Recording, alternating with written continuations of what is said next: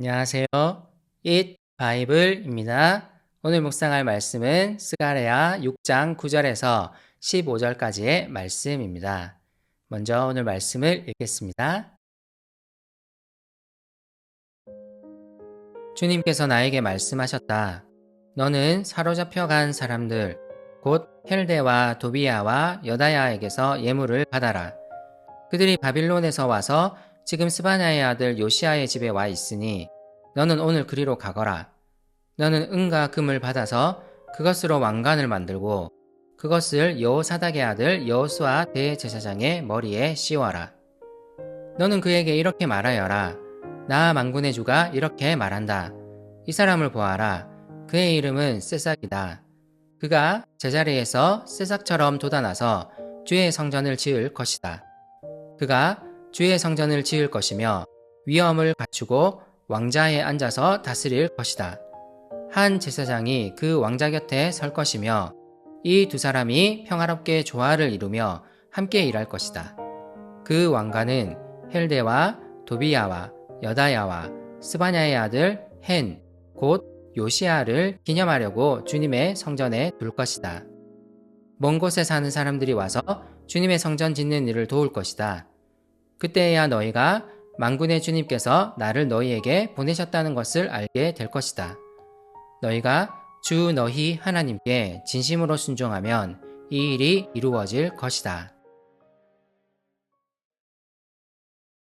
하나님은 스가랴를 통해 성전을 재건하는 이스라엘 백성들을 격려하셨습니다. 하나님이 다시 그들에게로 돌아오셨음을, 그들과 함께 하실 것임을 약속하셨습니다. 스가랴는 이런 메시지들을 통해 이스라엘 백성들이 하나님을 신뢰하도록 이끕니다. 팍팍한 삶으로 인해 하나님의 함께하심을 신뢰하지 못할 상황에서 스가랴는 하나님이 여전히 그들과 함께하심을 알리며 격려합니다. 우리는 지금까지 스가랴가 본 8개의 환상을 모두 살펴보았습니다. 이제 이스라엘 백성들을 향한 하나님의 메시지는 다시 말씀의 형태로 임합니다. 하나님이 스가랴에게 말씀하십니다. 당시 마침 사로잡혀간 사람들, 곧 여전히 페르시아 땅에 머물고 있던 유대인들이 예루살렘으로 왔습니다. 이들은 예루살렘에 성전이 재건된다는 소식을 듣고 아마 성전 재건을 돕기 위한 헌금을 모아서 온 것 같습니다. 하나님은 스가랴에게 이들이 머물고 있는 스바냐의 아들 요시아의 집으로 갈 것을 명령하십니다. 그리고 스가랴에게 한 가지 명령을 내리십니다. 페르시아로부터 온 유대인들은 은과 금을 가지고 왔습니다. 좀 전에 말씀드렸듯이 이 은과 금은 성전 재건을 위한 그들의 헌금이었습니다. 그런데 하나님이 스가랴에게 이상한 명령을 내리십니다. 성전 재건을 위해 모아온 은과 금을 받아 왕관을 만들라고 말씀하십니다. 더 이상한 것이 있습니다. 이 왕관은 왕이 써야 하는 것입니다.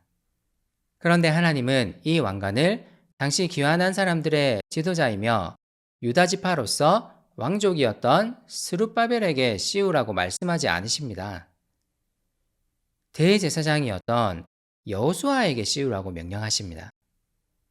그리고 왕관을 쓴 여호수아를 세삭이라고 부르시며 그가 하나님의 성전을 지을 것임을 말씀하십니다. 당시 성전 재건을 주도하고 있던 인물 역시 스룹바벨이었으므로 이 말씀 역시 이상하게 여겨질 수 있는 말씀입니다. 그리고 하나님은 이 세삭이 하나님의 성전을 지을 뿐만 아니라 왕자에 앉아 사람들을 다스리게 될 것이라고 말씀하십니다. 또한 이 세삭이 한 제사장과 조화를 이루며 함께 일하며 같은 일을 하게 될 것이라 말씀하십니다. 스가랴서에서 이 세삭은 두 번째 등장하는 표현입니다. 스가랴서 3장인데요. 여기서도 이 세삭은 대제사장 여호수아와 관련되어 있었습니다. 하지만 스가랴서 3장에서 이 세삭은 대제사장 여호수아와 다른 인물이었고 미래에 올 어떤 존재였습니다. 스가랴서 3장은 그 새싹이 사람들의 죄악을 단번에 제거하는 존재임을 말했고, 이는 분명히 메시아에 대한 예언이었습니다. 오늘 본문에 나오는 새싹도 이 맥락에서 이해해야 합니다. 이 새싹은 대제사장 여호수아를 가리키지 않습니다. 앞으로 올 메시아를 가리킵니다.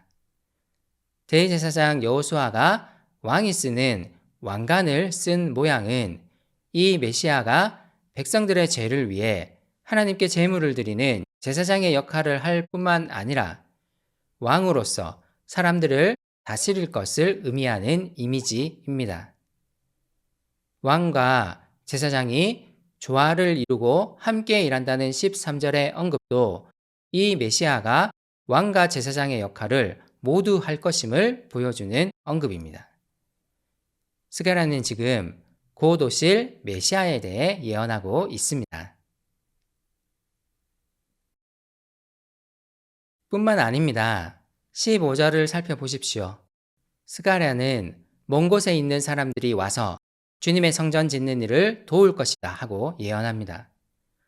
먼 곳에 있는 사람들은 여전히 페르시아에 머물고 있는 유대인들 뿐만 아니라 이방인들까지도 포함하는 표현임이 분명합니다. 이 메시아를 통해 이방인들도 하나님의 성전을 짓는 일에 함께 동참하게 될 것입니다.